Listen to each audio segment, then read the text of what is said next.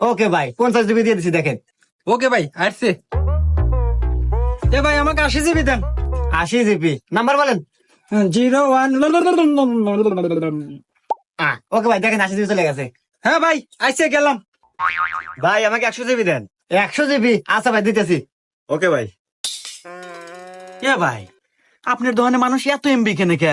অন্য কোনো দোকানে তো এত এমবি কেনে না, কাহিনী কি? আরে ভাই আমার ধরনের মানুষ এবি আসে না, অল্প টাকায় বেশি এমবি ভাই এই জন্যই আসে।